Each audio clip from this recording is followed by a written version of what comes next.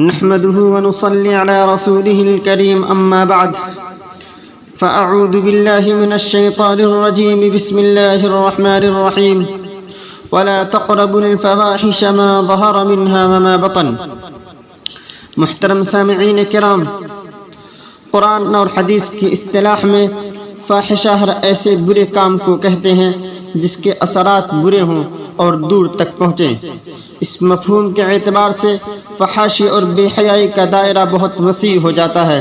فحاشی زبان سے بھی ہو سکتی ہے، عمل سے بھی ہو سکتی ہے اور دل سے بھی ہو سکتی ہے۔ اللہ تعالیٰ نے ہر قسم کی فحاشی سے دور رہنے کا حکم دیا ہے، خواہ اس کا تعلق ظاہر سے ہو یا باطن سے ہو، قول سے ہو یا کہ عمل سے ہو، جبکہ مغربی تہذیب جس پر ہم مرے جا رہے ہیں اس کی بنیاد ہی بے حیائی پر ہے۔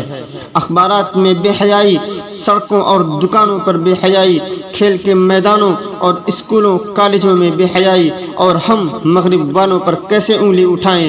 ہمارے اپنے ملک کا، شہروں اور گھروں کا یہی حال ہے۔ اخبارات اٹھائیں تو نیم برہنہ عورتوں کی تصویریں دکھائی دیتی ہیں، سوشل میڈیا کھولیں تو فحش گانے اور ناقابل بیان مناظر دیکھنے کو ملتے ہیں۔ دکانوں اور بازاروں میں دیکھیں تو مائیں اور بہنیں ایسے لباس میں دکھائی دیتی ہیں کہ انہیں ماں اور بہن کہتے ہوئے شرم محسوس ہوتی ہے۔ معزز گھرانوں کی نوجوان لڑکیاں ناچنے اور تھرکنے کو اپنی ثقافت سمجھتی ہیں۔ گھر گھر سے حیا کے جنازے اٹھے جا رہے ہیں، جبکہ سرکار دو عالم صلی اللہ علیہ وسلم نے حیا کو ایمان کا حصہ قرار دیا ہے۔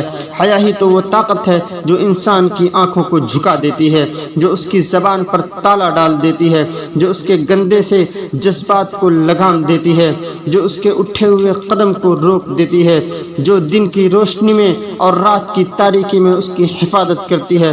جس شخص میں حیا نہ ہو اس کا ایمان بھی مشکوک ہے۔ اللہ کے سچے رسول صلی اللہ علیہ وسلم کا فرمان ہے، لا ایمان لمن لا حیا، جس میں حیا نہیں اس میں ایمان نہیں۔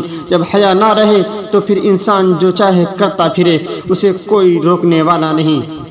ایک عربی شاعر نے خوب کہا ہے، اذا لم تخش عاقبۃ اللیالی ولم تستحی فاصنع ما تشاء، جب تم راتوں کے انجام سے نہیں ڈرتے اور حیا بھی نہیں کرتے تو جو چاہو کرتے رہو۔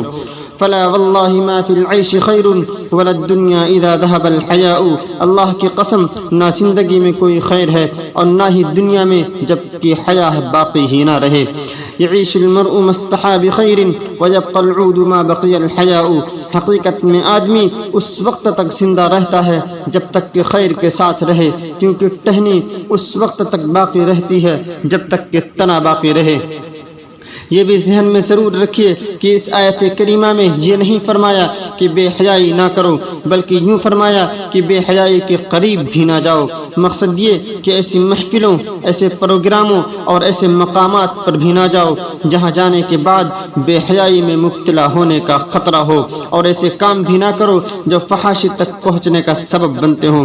رسول اللہ صلی اللہ علیہ وسلم کا ارشاد ہے، من حام حول حمن اوشک ان یقع فیہ، جو شخص کسی ممنوع جگہ کے گرد گھومتا ہے تو کچھ بعید نہیں کہ وہ اس میں داخل ہو جائے۔ اس لیے فواحش کی جگہوں سے اور فواحش میں مبتلا دوستوں سے دور ہی دور رہنا چاہیے۔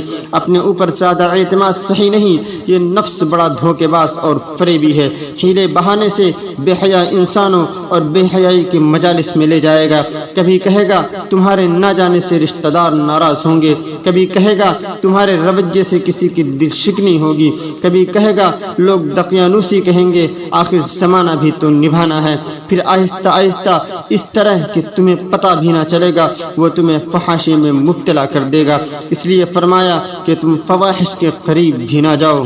اللہ تعالی ہم سب کو حیا والی زندگی نصیب فرمائے اور منکرات سے بچنے کی توفیق مرحمت فرمائے، آمین یا رب العالمین۔